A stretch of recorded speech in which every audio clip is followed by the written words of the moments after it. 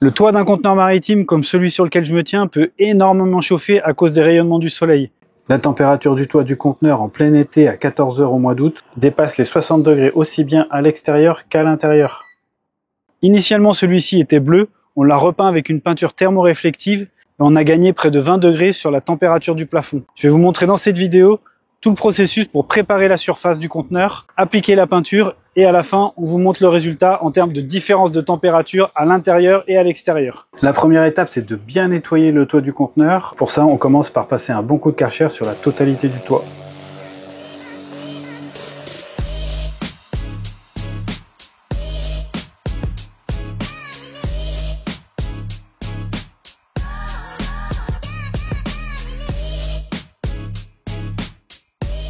On voit bien la différence entre la zone propre au bout et ce qui reste encore à nettoyer. Il y a une vraie différence, donc comme quoi c'est très utile de passer le Karcher. Alors il y a quelques parties sur le toit du conteneur où il y a de la rouille qui s'écaille et donc je vais passer un petit coup de brosse métallique pour éviter que ces petites particules elles se détachent et que lorsqu'on applique la peinture le résultat soit pas très satisfaisant à long terme. Donc je vais brosser sur certains endroits. Et notamment dans les coins, c'est surtout très marqué dans les coins.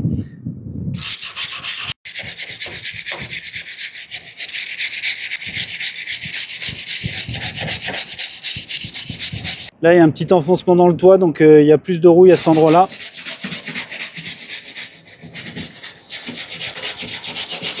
Là, il y a une trace de réparation, il y a de la peinture, donc on va quand même passer un petit coup pour être sûr que il n'y a rien qui s'écaille. Là, c'était le coin qui était le plus sale parce que c'est là où on a le plus d'enfoncement. Allez.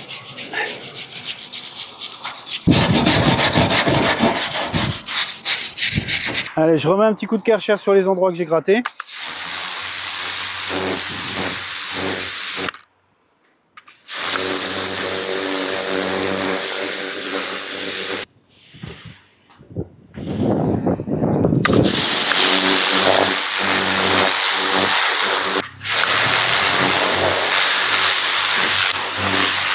Vous le voyez derrière moi, maintenant le toit du conteneur il est parfaitement propre. On va pouvoir attaquer l'anti-rouille sur les endroits où il y en avait quand même beaucoup, au niveau des coins et à certains endroits.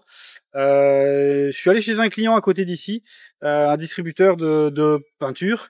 Et j'en parle parce que c'est de la peinture anti-corrosion en métal, fabriquée en France. Julien Anti-Corrosion. C'est fabriqué par Maestria en Ariège, à Pamiers exactement. Donc quand je peux valoriser les productions industrielles françaises, je le fais avec grand plaisir.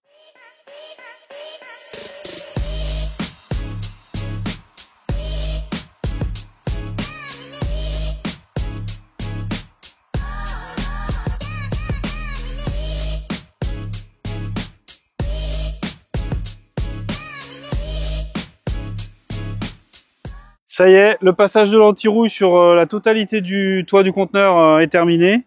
Ça m'a pris quand même un peu de temps, facilement 3-4 heures. J'ai pas chronométré, mais je l'ai fait en 2 temps. Je suis revenu en fin de journée pour terminer.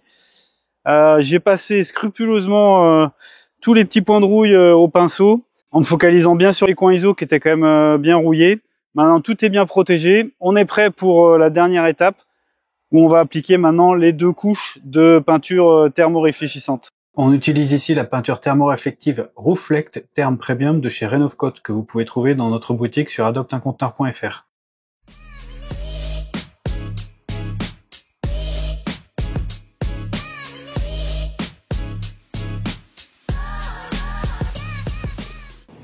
Alors le premier retour d'expérience que je peux faire, c'est sur quand appliquer la peinture.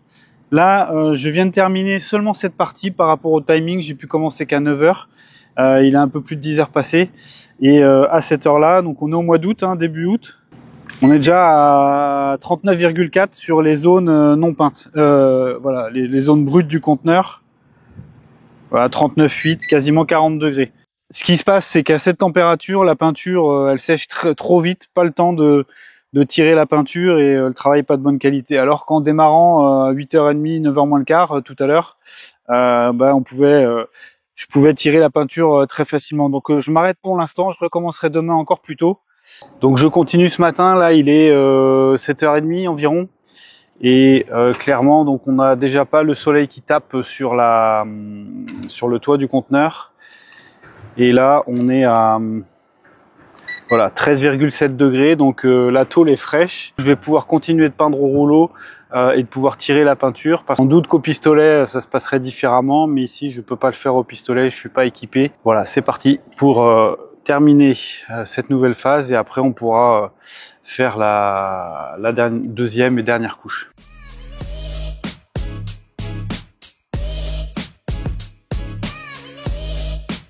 J'attaque la deuxième couche. C'est parfait, on est à l'ombre. Il est à peu près 9h moins le quart, donc j'ai terminé l'autre partie, comme vous l'avez vu. Et là, on va pouvoir attaquer la deuxième et dernière couche.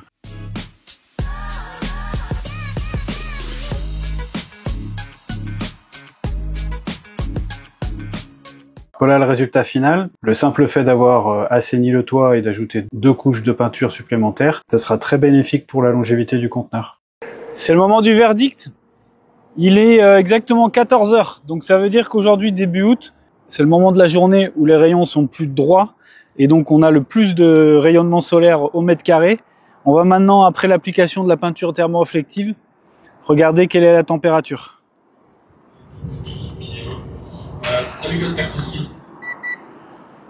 On est à 40,9 degrés, alors qu'avant l'application de la peinture, on était à 60 degrés. Donc on est à moins 20 degrés par rapport à la température sans la peinture thermoréflective. J'ai fait plusieurs mesures, on est entre 40,9 et à d'autres endroits 42-43 degrés. Ici on est à 42, là-bas on était à 43. Là on est à 43. 42,3, donc ça oscille entre 42 et 43. Donc on a une vraie réduction significative de la température du toit du conteneur en plein soleil.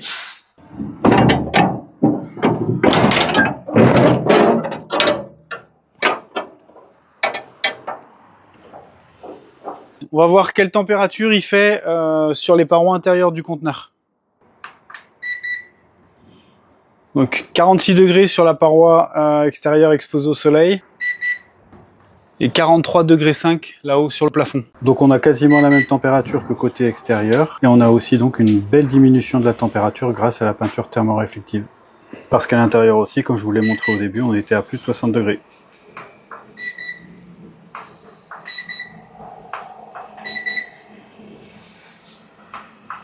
Je vous montre aussi la température de la grande paroi latérale située à l'ombre, à l'intérieur et aussi à l'extérieur. Forcément, c'est moins chaud à l'ombre que de l'autre côté en plein soleil qu'on va voir maintenant. Par honnêteté intellectuelle, je dois quand même vous dire que ce ne sont pas les seules parois qui sont exposées au soleil. On a aussi une grande paroi longitudinale, une extrémité qui sont aussi exposées au soleil. Les autres côtés sont à l'ombre. Ici, ça donne plein sud.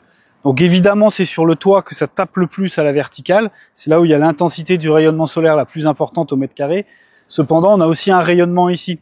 Et c'est vrai que si on voulait bien faire, vraiment optimiser au maximum la réduction de l'apport solaire, il faudrait aussi peindre ces parois verticales, sachant que l'intensité du rayonnement solaire est moins importante vu que les rayons sont inclinés. Donc on a moins de lumière, moins d'intensité lumineuse au mètre carré sur les parois. Malgré tout, il y a quand même un apport.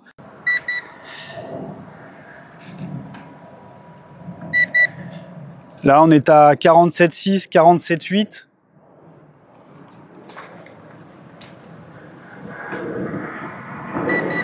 Là, on est à 45 degrés. Donc, mine de rien, ça aussi, ça va contribuer à apporter de la chaleur à l'intérieur du conteneur. Donc, idéalement, pour aller au bout des choses, il faudrait aussi peindre ces surfaces-là. Ici, on voulait simplement vous montrer ce que ça donne sur le toit, puisque c'était simplement une démonstration. Et je remercie Casta CrossFit à Castanet qui s'est porté volontaire pour l'essai de cette peinture thermoréflective sur le toit de son conteneur.